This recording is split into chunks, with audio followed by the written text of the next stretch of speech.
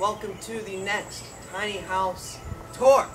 What is up, guys? Check out where I'm at. I'm at another tiny house. It's in Charlotte, North Carolina. I've stayed here for a night or two, and let me tell you guys, this place is beautiful. The aesthetics are there. It's very aesthetically pleasing, and they made great use of the space in here because this is one of the smallest areas I've seen that has a living area, a bathroom, a kitchen, and a full queen-size bed in there. And yeah, it's just very beautiful. Even the outside is beautiful. It looks like a shed. You wouldn't expect this from the outside to be very beautiful on the inside, but I think that's the fun part about it. And they have this little seating area. You got this whole area to hang out in, and this is just in somebody's backyard in the middle of Charlotte. It's a little secret getaway, I guess. It's an Airbnb. I'll leave a link in the description below. But let's just cut to the chase. I'll show you guys on the inside. I'll meet you in there. So when you walk in, you notice that everything is white. There's plants everywhere. There's decorations everywhere. You also notice that this place is very small and kind of square. The last one we were at was very elongated and at a top and bottom. This one is more square and sectioned off a little bit differently. So the first thing you notice whenever you walk in, though, is the living area. Now this spot takes up literally half of the whole bottom floor area, and it's still not very big. It has this little couch area. It has a little table area to set anything. They have a guest book here for everybody that stayed here. Anyways, they even have a little TV. They got coat racks and hangers over here for your clothes. They have storage under the desk area for any more blankets. They even have a little gaming system if you want it. And it's just decorated very nicely, very aesthetically pleasing, like I've said. The air conditioner is built into the wall. Now, last night whenever I was staying here, this place got crispy cold.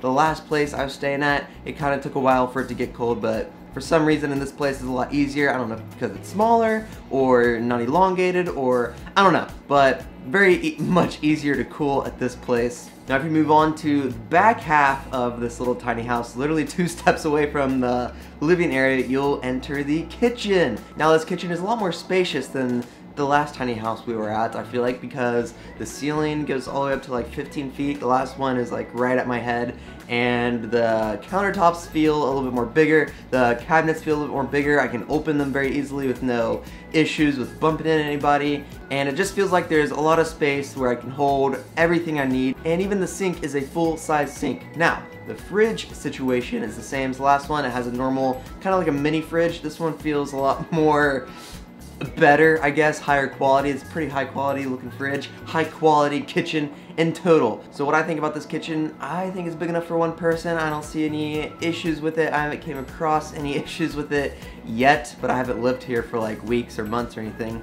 I don't know, but at first glance, one night stay, it feels very normal and it doesn't feel like I'm missing anything. Now, right next to the kitchen, I guess the other half quadrant of this bottom part of the place is the bathroom. It has a sliding barn door for the entrance. Now, as you can see, this bathroom is very spacious. It has a full shower, full toilet, not a compost toilet. This one actually flushes because this is a more stationary tiny house. It's not a tiny house on wheels, which I like. I like having a normal toilet, a full-size bathroom. For me, the bathroom needs to be a little bit more spacious, and for such a tiny place this is, they somehow fit a very spacious bathroom in this area, and it's beautiful, I think. Now that is the bottom floor section. There's plenty of room for at least 2 people. I don't think you could have friends over if you really wanted to, but just for 2 people you could hang out here, chill. There's no desk area or eating area or anything. That's okay though, I guess, because I consider this place more of a getaway place, not I wouldn't live here. I don't think anybody could really live here unless you really wanted to, I guess. But I think this is more of a getaway place, and you can make do with what is here. But let's move on to the top part, the loft area, which is always one of my favorite spots. I always think it's the most unique plot. So as you climb this ladder, you'll be greeted to a left or right loft area. On the left side is the queen bed. This bed is massive. This whole loft area is massive. It takes up half of the floor plan if you were to put this on the ground, and there's plenty of room. You can sit up and you won't hit your head anywhere, and if there's 2 people here, there's plenty of room up there for that. You could put your bags up here if you wanted to. There's some lights up here. There's just a lot of space if you need to lay something down or do whatever, you can. Now, On the other side of the loft area, they decided to put a little unique, it looks like a little meditation area. They don't have anything here. They have a mat, they have a few books here, a few decorations, and it looks like they do yoga or meditate here. That's what it looks like. But if you wanted to, you could really fit a twin size bed here, or you could fit a memory foam little piece of thing to sleep on. You could sleep here if you wanted to, if you had to bring in another person, if there were for some reason 3 of you in this tiny place, you could. You can make this area literally anything. You can't put a chair up there. But I would use it more as another sleeping area, not this meditation area. It's not very comfortable. I was sitting up there and it's rock hard. I don't know what the point is. I don't know if it's like just like a decoration piece for this place, but it's space that could be used more valuable than what they're doing with it right now, but that's okay. This isn't mine. So, now that you saw the entire place, there's really not much to it. It feels bigger than the last place, but by square footage, it is smaller. I think it feels bigger because it's a little bit more open, it's a little bit more wide, not so narrow. In the last place, 2 people, it was kind of hard to like walk back and forth. You'd always hit each other. With 2 people here, I haven't had that issue yet. I can always get around the person, or they can get around me whenever they have to, or whatever. The bathroom feels very private. It doesn't feel very intrusive whenever somebody's like else is in this place. It feels very private, and yeah, I think they use this space very well. Now, what would I change about this place? Number 1 is the couch situation. As you can see, this is a tiny couch, and if you just look right at the end of it, there's plenty of more space for a bigger couch. You can really only fit 1 person on this couch.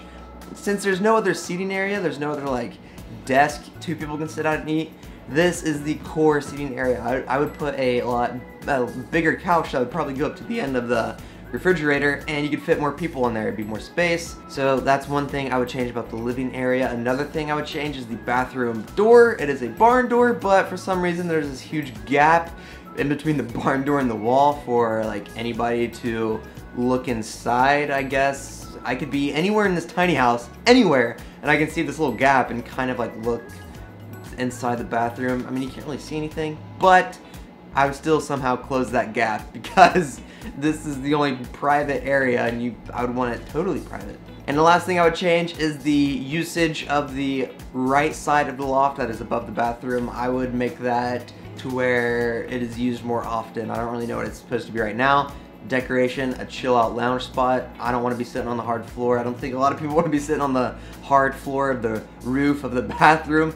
I would make it into another little sleeping area or something. I don't know, but that's what I would do. But overall, I would give this place a good 8.5 out of 10. I really like it. What really sells it is the aesthetics on the inside and just how well it's decorated and how well it's built. I think it's built really well. Nothing feels very flimsy. The ladder is really sick. The ladder is huge, and I think this whole place kind of feels huge even though it's tiny. I give it a good 8.5 out of 10. The outside is very beautiful, and even though it looks like a shed, I think it's a very high-end looking shed. I wouldn't say this is a shed. I would say this is more of like a little tiny guest house. So I'll leave a link to this Airbnb in the bio. I really love going to Airbnbs for the experience. Yes, a hotel room would probably be more convenient and more comfortable, maybe. I really like the experience of the tiny house though, and getting to see where the people live and actually being in a neighborhood and having my own little place and experiencing what a tiny house kind of feels like living in it. Even if it's just for a couple days, I think the experience is totally